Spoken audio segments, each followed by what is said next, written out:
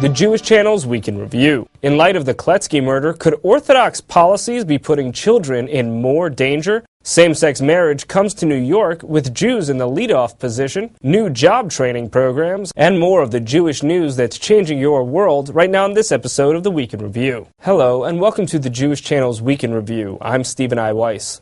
Are ultra-Orthodox rabbinic policies creating a dangerous environment for Jewish children? New statements on abuse and molestation in Orthodox circles point in two different directions. The issue has hit the headlines again owing to the abduction and murder of 8-year-old Levi Kletsky by a fellow member of his Orthodox community. The alleged murderer, Levi Aaron, reportedly has psychological problems that could include schizophrenia, and several other families have come forward to tell reporters that Aaron had previously tried to abduct their children. This raises the obvious question: what level of culpability does the Orthodox community have in the Kletsky murder? And a second question is, will the abduction and murder of an innocent child change any of it? One ultra-Orthodox leader, Rabbi Shmuel Kamenetsky, recently made comments stating that abuse of children should be reported to rabbis rather than police. These comments by the rabbi have raised alarm bells for many who have seen how rabbis have failed to remove abusers in the past, and how rabbis have often worked aggressively to try to discredit accusers and keep alleged abusers from facing any consequences.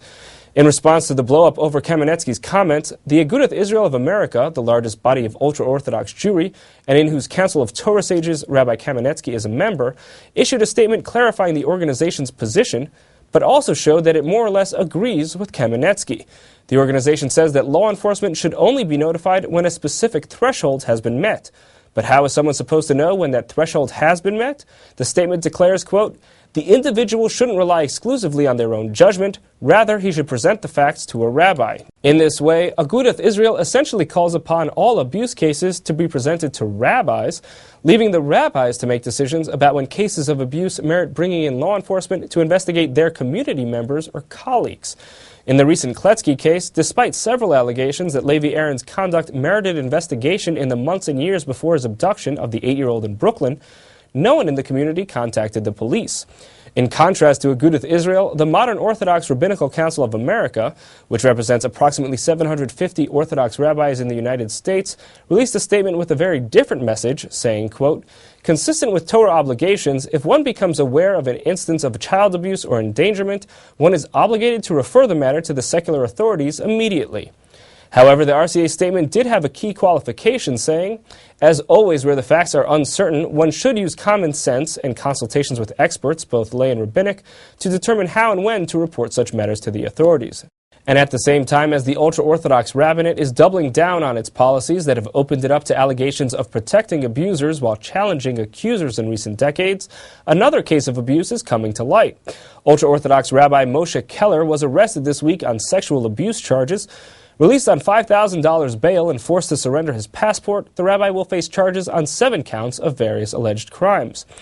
In another story of rabbis behaving badly, a Brooklyn rabbi previously charged with murder and mortgage fraud is now facing additional charges asserting he was involved in money laundering. Rabbi Victor Colton was charged in December of last year with contracting the killing of his nephew and a former police officer. The 41-year-old rabbi had previously been arrested for mortgage fraud, and now he's facing new charges of money laundering, conspiracy, and grand larceny. While the rabbi has been in jail since December, the indictment includes allegations of crimes committed in jail as recently as February. The new charges include 19 counts. Moving on to a story of celebration. New York State's first same-sex marriages began this past Sunday. The first ever same-sex marriage in New York City was of a Jewish couple, and Mayor Michael Bloomberg officiated at a special Jewish wedding for 2 members of his administration. And of course, there was so much more, as Meredith Gansman reports. On Sunday night in New York City, Jonathan Mintz and John Feinblatt took their wedding vows on the grounds of Gracie Mansion, the official residence of Mayor Michael Bloomberg, who presided. There we go. It actually fits. Way to go.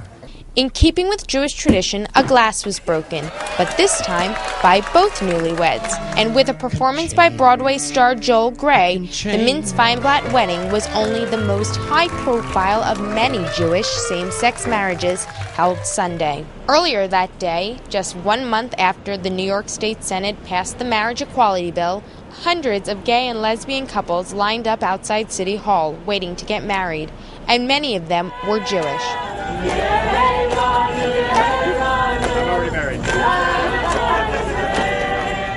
Outside City Hall in Foley Square, Congregation Beit Simchat Torah, or CBST, New York's largest LGBT synagogue, even set up a rainbow chuppah for on-the-spot same-sex Jewish marriages. What are you most excited for as you officiate these series of I do's? Some of these couples have been together since before I was born.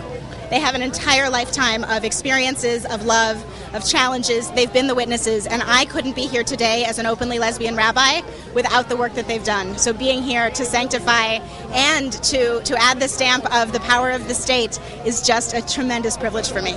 Connie Kurtz and Ruth Berman, known as the grandmothers of the LGBT community, are one of those couples who paved the way for marriage equality. They were overjoyed to finally wed after more than 30 years together. That's the best. This is the way New York is, and this is the way the rest of the country should be. This is very special. This is very special, and we're feeling it emotionally and spiritually, and the fact that our rabbi is here just adds to it. Congregation Beit Simchat Torah has always held Jewish weddings for the LGBT community, but Rabbi Weiss said being recognized by the state provides an even greater sense of validation. This is an entirely different level. It's a step on the road to equality. We're not totally there. CBST's communications director Gabriel Blau and his husband had their second wedding ceremony on Sunday. It feels absolutely amazing.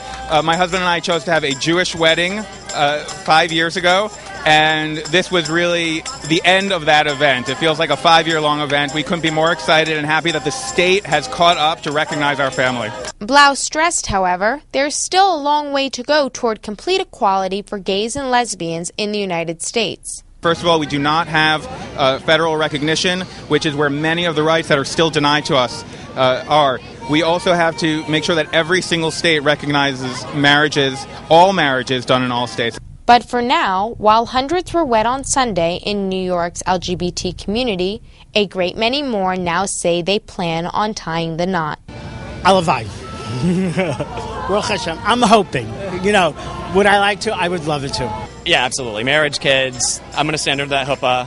From City Hall for the Jewish Channel, I'm Meredith Gansman. Thank you, Meredith. A different kind of celebration was about the ability to get a new job. Rebecca Honig-Friedman has that story. You might recall previous TJC reports on the Metropolitan Council on Jewish Poverty's Project MetroPair, which provides free home repairs for the elderly and disabled. Now, a new Met Council program is using Project MetroPair as a training ground for individuals seeking employment as handymen. We were driving around all over Brooklyn, helping people with assistance rails, door locks. And he covered everything, from laying down on the floor to blueprint reading to reading a ledger and everything was great.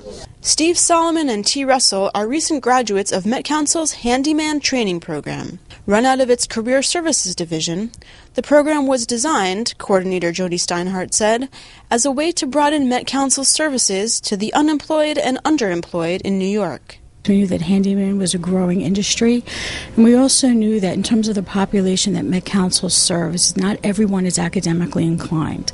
And we needed to be able to do a program for people who are more tactile.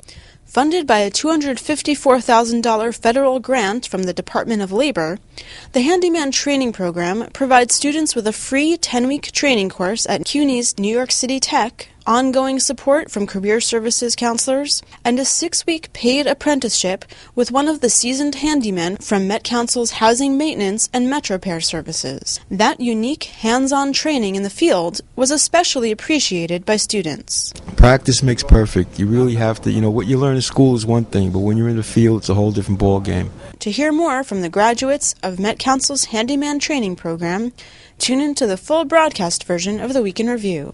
And to find out how you can join their ranks, call Met Council's training hotline at 212-452-9549.